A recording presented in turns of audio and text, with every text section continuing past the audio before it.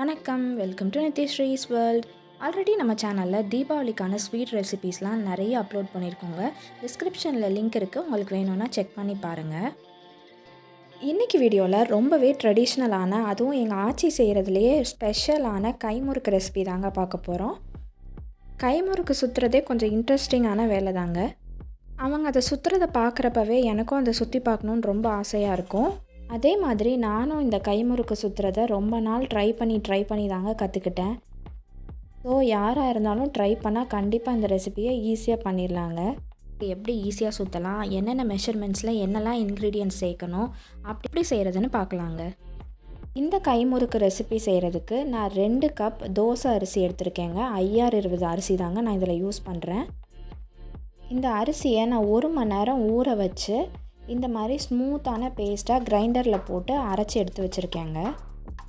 தேங்குழல், முறுக்கு இந்த மாதிரி ரெசிபிலாம் செய்கிறதுக்கு உளுந்த மாவு ரொம்பவே இம்பார்ட்டண்ட்டுங்க. அந்த உளுந்த மாவு செய்கிறதுக்கு முழு வெள்ளை உளுந்தை நல்லா ட்ரை ரோஸ்ட் பண்ணிவிட்டு இந்த மாதிரி ஃபைன் பவுடராக மிக்சர் ஜார்லேயோ இல்லை மிஷினில் கொடுத்தோ திரித்து எடுத்துக்கலாங்க. 2 கப் தோசை அரிசியை இந்த மாதிரி ஸ்மூத்தாக அரைச்சி வச்சுருந்தோம்ல கிரைண்டரில், அந்த மாவோட 1/2 கப் உளுந்த மாவு சேர்க்கணுங்க. அது கூட 2 டீஸ்பூன் ஜீரகம், 2 டீஸ்பூன் வெண்ணெய், தேவையான அளவு உப்பு, இது எல்லாத்தையும் சேர்த்து நல்லா கலந்து வச்சுக்கணுங்க.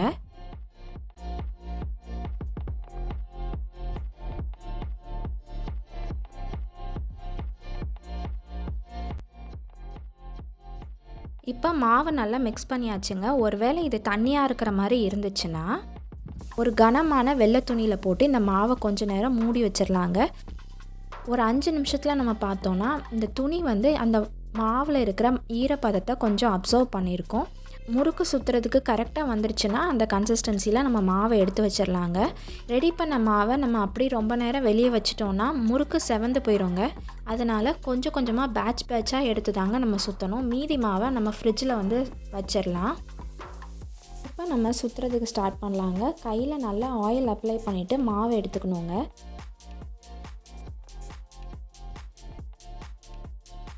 இந்த முறுக்கு சுற்றுறதுக்கு மெயினாக இந்த 3 விரல் தாங்க நம்ம யூஸ் பண்ண போகிறோம். ஃபஸ்ட்டு கொஞ்சம் கொஞ்சமாக இந்த 2 விரலை வச்சு இந்த மாவை இந்த மாதிரி தட்டிக்கிட்டே வரணுங்க. அப்போ தான் மாவு கொஞ்சம் அப்படியே ஒல்லியாக கீழே இறங்கிக்கிட்டே வரும்.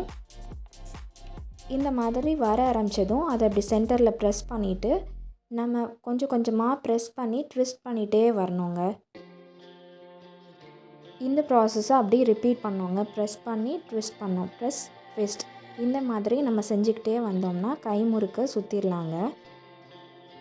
ஃபஸ்ட் டைம் இது ட்ரை பண்ணுறப்போ கொஞ்சம் டிஃபிகல்ட்டாக தாங்க இருக்கும். நீங்கள் வீட்டில் எதுவும் க்ளே இல்லை சப்பாத்தி மாவு இந்த மாதிரி ஏதாவது நீங்கள் ரெடி பண்ணுறப்பெல்லாம் இதை நீங்கள் ட்ரை பண்ணிகிட்டே இருந்தீங்கன்னா ஈஸியாக நம்ம கைமுறுக்கு சுற்றி பழகிடலாங்க.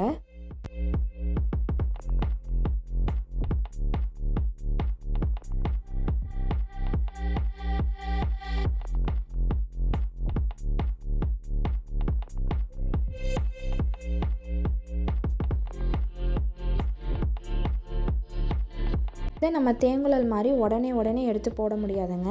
நம்ம இந்த துணியில் ஒரு 10-15 முறுக்கு சுற்றிக்கலாங்க. நம்ம இந்த கனமான துணியில் சுற்றுறனால அது இன்னும் கொஞ்சம் மாய்ஸ்சரை எடுத்துக்கோங்க. அப்போ தான் நம்ம ஏதாவது ஒரு கரண்டி வச்சு எடுக்கிறப்போ அந்த முறுக்கு அந்த துணியிலேருந்து ஈஸியாக எடுக்க வரும்.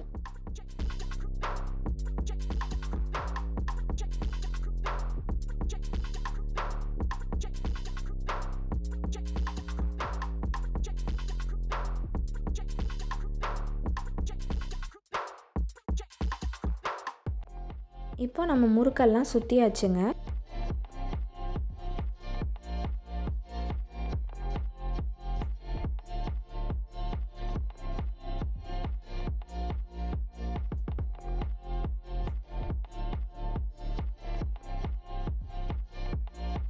இப்போ ஆயில் நல்லா ஹீட் ஆகிருச்சுங்க.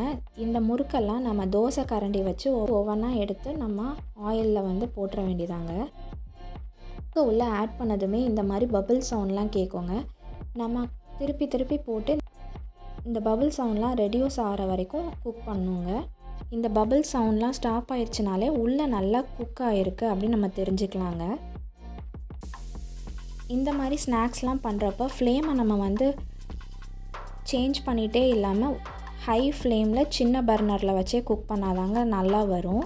இதில் இருந்த சவுண்டெல்லாம் ஸ்டாப் ஆயிடுச்சுங்க. முறுக்கு நல்லா வெந்துருச்சு. இப்போ நம்ம முறுக்கை வெளியே எடுத்துடலாம். இப்போ நம்ம கை முறுக்கு ரெடி ஆயிடுச்சுங்க. இந்த கை முறுக்கை நம்ம கிறிஸ்பியாக இப்படி சாப்பிட்டாலும் டேஸ்ட்டாக இருக்குங்க. கிறிஸ்பியான கைமுறுக்கு தாங்க நிறைய பேருக்கு தெரியும். ஆனால் கைமுறுக்கு செய்கிறப்ப எங்கள் ஃபேமிலிஸ்லலாம் வேகாத முறுக்கும் அவ்வளோ பிடிக்குங்க எல்லாருக்கும். வேகாத முறுக்குனா வேறு ஒன்றும் இல்லைங்க. ஆயிலில் போட்டதுமே 1 to 2 மினிட்ஸில் எடுத்தால் வேகாத முறுக்கு ரெடி ஆயிருங்க. வெளியே கொஞ்சம் வெந்தும் உள்ளே கொஞ்சம் சாஃப்டாகவும் இருக்குங்க. அதை சூடான ஆயிலேருந்து எடுத்ததுமே சுட சுட சாப்பிட்டா அவ்வளோ டேஸ்ட்டாக இருக்குங்க. கண்டிப்பாக நீங்களும் இந்த கைமுறுக்கு ரெசிப்பியை ட்ரை பண்ணி பாருங்கள். இந்த வீடியோ உங்களுக்கு கண்டிப்பாக யூஸ்ஃபுல்லாக இருக்கும்னு நினைக்கிறேன். இந்த வீடியோ உங்களுக்கு பிடிச்சிருந்தா லைக் பண்ணுங்கள். மறக்காமல் எங்கள் சேனலை ஷேர் அண்ட் சப்ஸ்கிரைப் பண்ணிடுங்க. தேங்க்ஸ் ஃபார் வாட்சிங்.